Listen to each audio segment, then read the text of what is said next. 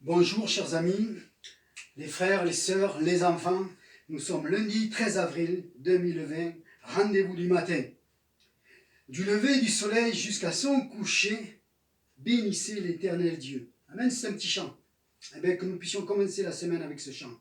Du lever du soleil jusqu'à son coucher, bénissez l'Éternel Dieu, le Tout-Puissant.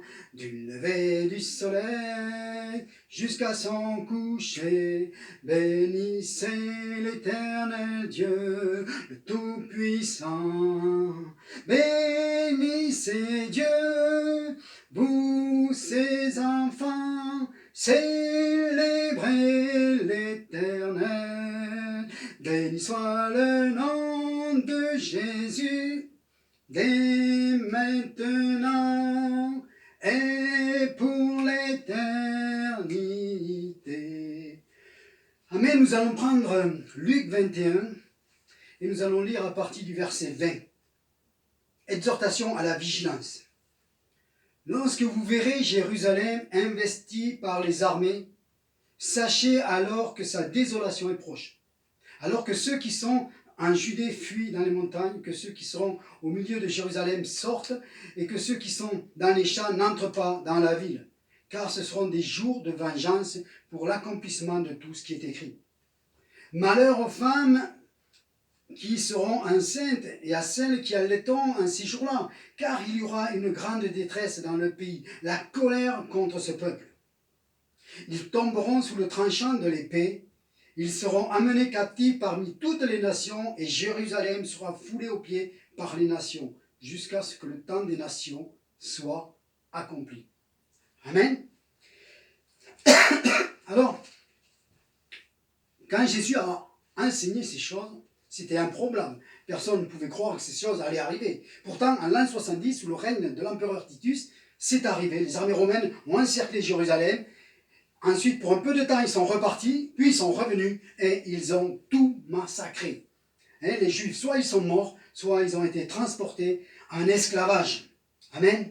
Seule une poignée ont été sauvés, parce qu'ils se sont rappelés ce que Jésus avait dit. Chose qui devait être enseignée dans les assemblées à Jérusalem et aux alentours. Et ces hommes-là ont profité de ce peu espace où les armées s'étaient retirées pour quitter Jérusalem. Amen. Alors maintenant, nous allons voir Luc 24, la résurrection. Il nous est dit à la résurrection, dont les femmes arrivent devant le tombeau, elles trouvèrent que la pierre avait été roulée de devant le sépulcre. Et, étant entrées, elles ne trouvèrent pas le corps du Seigneur Jésus. Comme elles ne savaient que penser de cela, voici deux hommes leur apparurent en habits resplendissants, saisis de frayeur, elles baissèrent la tête. Mais il leur dit, pourquoi cherchez-vous parmi les morts celui qui est vivant? Il n'est point ici, il est ressuscité. Souvenez-vous de quelle manière il vous parlait lorsqu'il était en Galilée et qu'il disait qu'il faut que le Fils de l'homme soit livré entre les mains des pécheurs et qu'il soit crucifié et qu'il ressuscite le troisième jour. Et elles se souvinrent des paroles de Jésus. À leur retour du sépulcre, elles allèrent annoncer aux apôtres et à tous les autres ce qu'elles avaient vu. Et au verset 11, il nous est dit, ils tinrent ces discours pour des rêveries, et ils ne crurent pas les femmes. Amen. C'est assez étonnant. Nous avons dans les évangiles une dizaine de passages où Jésus parle de sa fin, de sa mort et de sa résurrection. D'accord? Et certainement qu'il a dû en parler plus que ça. Mais, voyez-vous, les disciples n'ont pas cru. L'évangile de Marc plutôt, nous rapporte deux fois, ils ne crurent pas la résurrection. Et même quand Jésus leur a apparu vivant, alors il leur a reproché leur incrédulité. Nous savons que l'enlèvement de l'Église sera précédé d'une période appelée douleur de l'enfantement. Elle nous parle du figuier qui commence à refleurir. Le figuier nous parle de la nation d'Israël.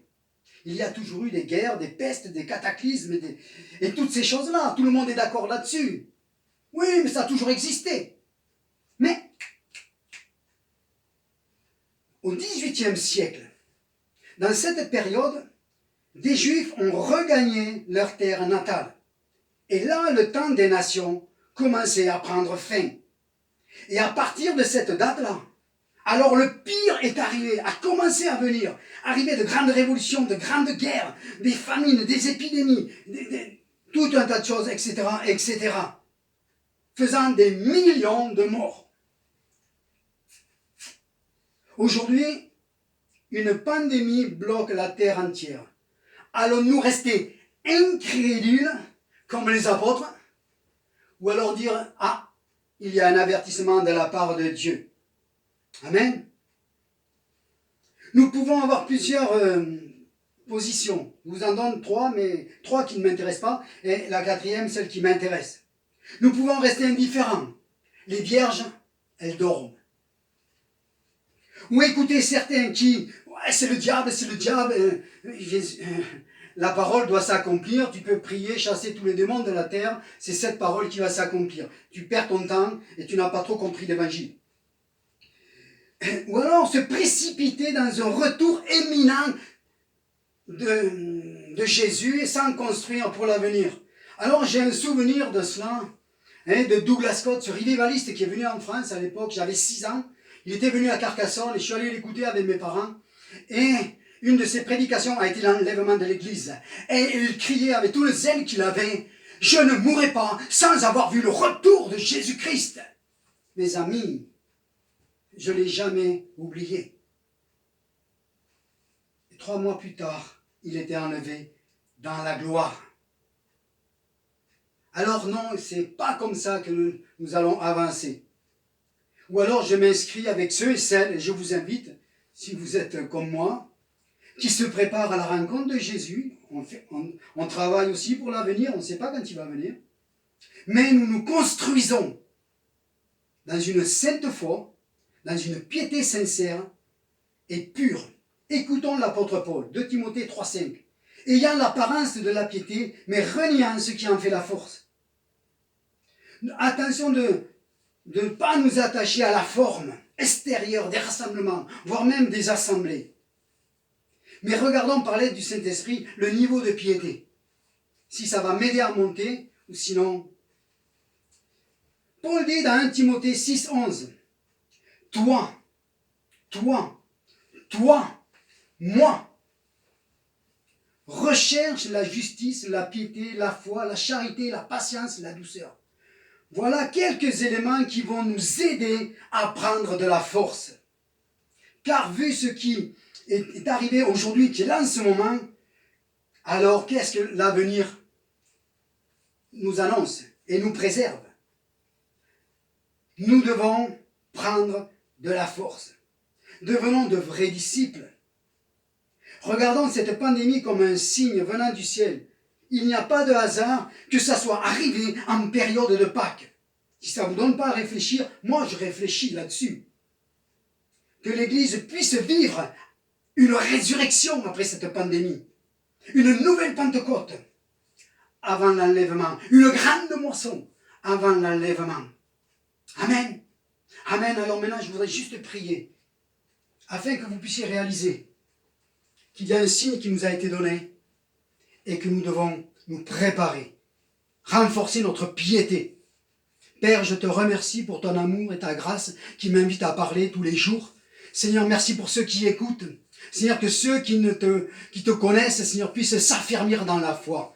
Prendre de plus en plus au sérieux ce que tu as dit, afin que nous ne tombons pas dans l'incrédulité comme les disciples, et bien dans d'autres passages, alors que les prophètes avaient parlé, ils n'ont jamais voulu écouter. Seigneur mon Dieu, que nous puissions être aiguisés, Seigneur, qu'ils puissent aiguiser leur entendement spirituel. Père, je te prie pour celui qui ne te connaît pas et qui tombe sur cette émission, qu'il réalise que c'est la parole de Dieu qui s'accomplit et qu'il vienne vers toi pour donner son cœur, qu'il vienne vers toi pour que tu t'acceptes dans sa vie, afin qu'il puisse découvrir en toi le Sauveur merveilleux qui est venu pour Pâques, qui est mort et qui est ressuscité pour sa justification, dans le nom de Jésus-Christ.